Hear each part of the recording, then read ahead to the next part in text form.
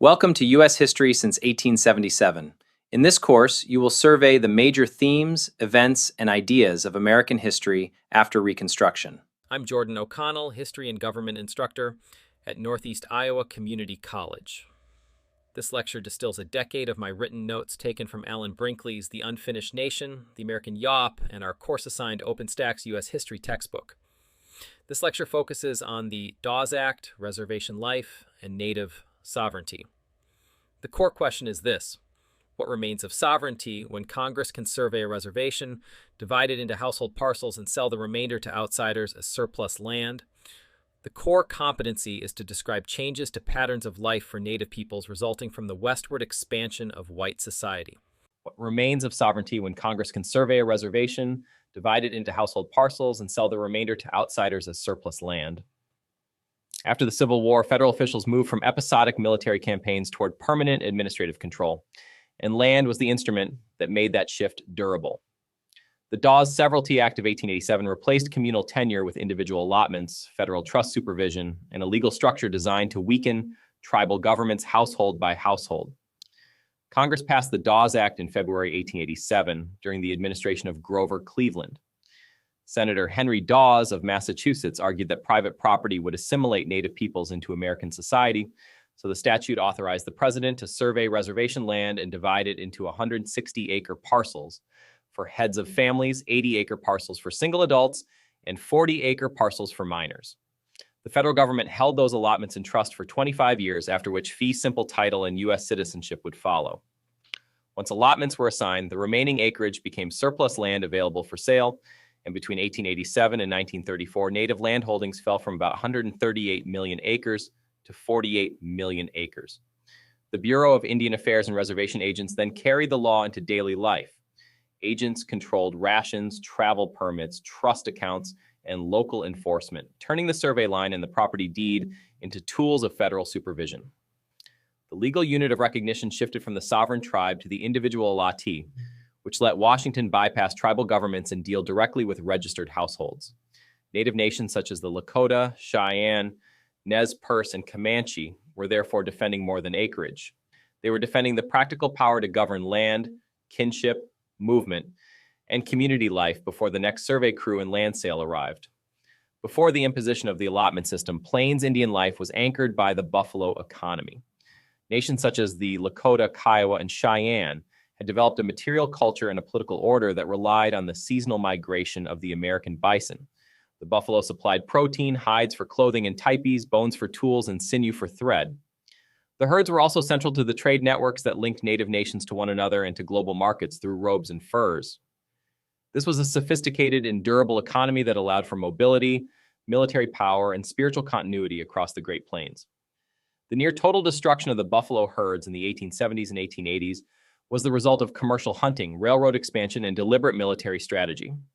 Railroad companies such as the Union Pacific and the Kansas Pacific used buffalo meat to feed construction crews and organized excursion trains for sportsmen to shoot bison from moving cars. Commercial hunters, motivated by the demand for industrial hides and leather, killed millions of animals, often taking only the skins and leaving the carcasses. By 1883, the northern herd had been decimated, and by 1884, the southern herd was essentially gone. In less than 20 years, the bison population dropped from several million to a few hundred. General Philip Sheridan and other military leaders understood that the destruction of the buffalo would break Native resistance. Sheridan argued that the hide hunters had done more to settle the Indian question than the Army had done in 30 years. If the buffalo were gone, Native people would lose their food supply, their trade goods, and their reason for mobility. They would be forced to settle on reservations and depend on federal rations for survival. This was a strategy of ecological warfare. It used the market and the rail line to starve Native nations into submission. The loss of the buffalo was a material catastrophe that forced a change in every pattern of life. Reservation confinement followed. The United States government used treaties, such as the Treaty of Medicine Lodge in 1867 and the Treaty of Fort Laramie in 1868, to define Native homelands as restricted reservation areas. These boundaries were enforced by the Army and managed by civilian agents. On the reservation, the federal government attempted to replace the buffalo economy with a ration economy. Native people were expected to farm, but much of the reservation land in the Dakotas, Montana, and Oklahoma was too arid for small-scale agriculture. Dependency became a structural feature of reservation life. Life on the reservation was further constrained by the Bureau of Indian Affairs' efforts to suppress Native culture. Agents and missionaries targeted traditional religious ceremonies, such as the sun dance, and prohibited the use of Native languages. The federal government also established boarding schools, such as the Carlisle Indian Industrial School, founded by Richard Henry Pratt in 1879. The goal of these schools was to separate Native children from their families and tribal influences. Pratt's motto, "Kill the Indian in him and save the man," reflected the aggressive assimilationist logic of the era. The destruction of the buffalo and the confinement of the reservation created the conditions of loss that federal officials then used to justify the Dawes Act. The implementation of the Dawes Act placed diverse actors under intense pressure. Federal surveyors moved across reservation lands with transit and chain, marking the landscape into the 160-acre units required by law. These surveyors were the vanguard of the allotment system. Their maps and records converted communal territory into saleable property. For the surveyor, the land was a mathematical problem. For the Native family, the survey line was a boundary that restricted their access to water, grazing, and wood. The survey made the land legible to the federal government while making it harder for the tribe to manage as a whole. Indian agents at agencies like Pine Ridge, Rosebud, and Standing Rock were the daily face of federal authority. They were responsible for creating the census rolls used for allotment. These rolls decided who counted as a member of the tribe and who was entitled to land. The process was often marked by corruption, incompetence, and the imposition of white categories of identity. Agents used their control over rations and permits to pressure Native people into accepting allotments. A family that resisted allotment could find its rations reduced or its children targeted for removal to boarding schools. The agent's office was the place where federal law became a daily choice between survival and compliance. Native leaders and families responded with a mixture of tactical engagement and spiritual renewal. Some leaders, such as Sitting Bull of the Hunkpapa Lakota, resisted reservation life and allotment until the end. Sitting Bull had led his people at the Battle of the Little Bighorn in 1876 and later spent years in Canada before returning to the Standing Rock Agency in 1881. He remained a symbol of sovereignty, refusing to accept the legitimacy of federal land division. Others, such as the Nez Perce leader Chief Joseph, used the language of American citizenship and rights to argue for the protection of their land and people. In the late 1880s, the ghost dance movement spread through Native communities in the West. Based on the visions of the Paiute prophet Wovolka, the ghost dance promised a religious restoration of the world. Wovolka taught that if Native people lived peacefully and performed the dance, the white settlers would disappear, the buffalo would return, and the ancestors would rise from the dead.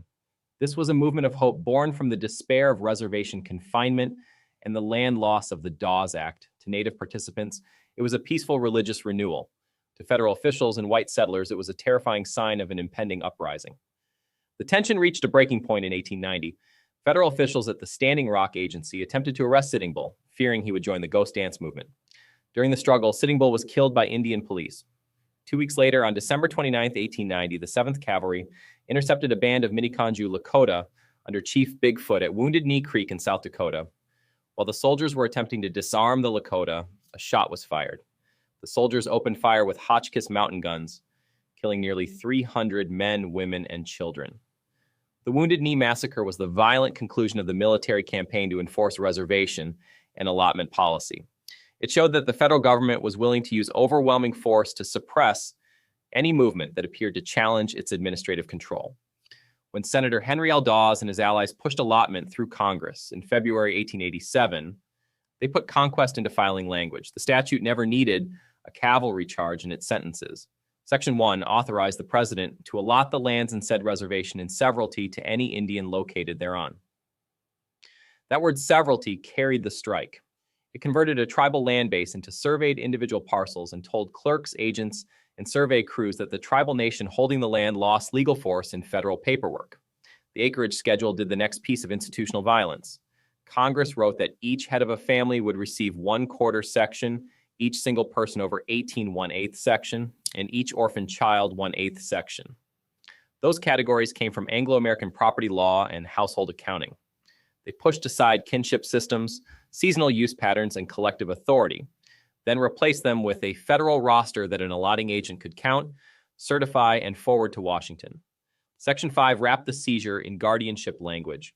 The United States would hold the allotment in trust for the sole use and benefit of the allottee for 25 years.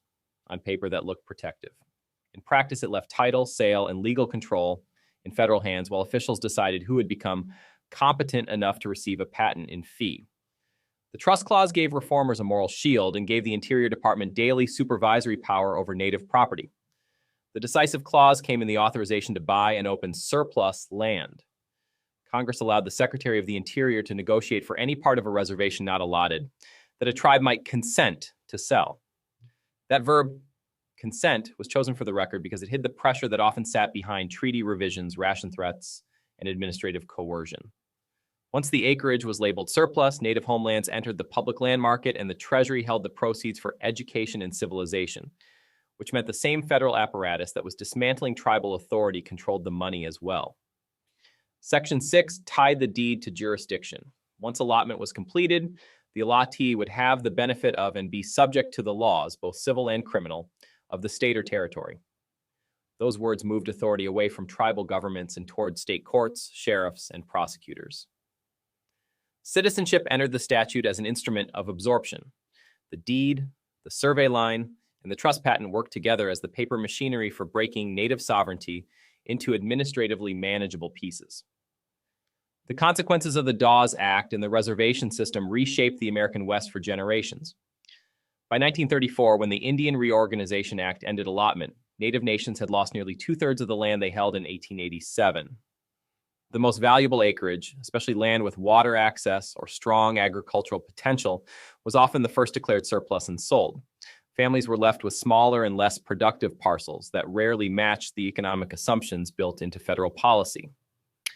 The allotment system also created the checkerboard pattern that still complicates governance. Reservation boundaries came to include tribal land, individual trust allotments, fee simple holdings, railroad sections, and non-native private property in one fractured map. That fragmentation made it harder for tribal governments to manage resources, police territory, plan development, or assert jurisdiction consistently against state and federal claims. The political damage was built directly into the land survey. Cultural pressure followed the same route. Allotment, boarding schools, and suppression of religious practice attacked continuity in household life, language, ceremony, and leadership, while the ghost dance and wounded knee made the violence of the transition visible to the whole region. Native nations survived that assault, rebuilt institutions, and preserved identity, but the survival story does not erase the structure that produced the damage. The unresolved problem is still there in the map itself. If a state can reduce sovereignty through survey lines, trust patents, and jurisdictional fragmentation while still calling the process reform, then the question is no longer whether allotment failed on its own terms. The harder judgment is whether a government that used law to break collective landholding ever intended coexistence at all. If you're curious how I'm using AI to build these lectures and reshape higher education, visit thelibertytolearn.com. I'll see you in class.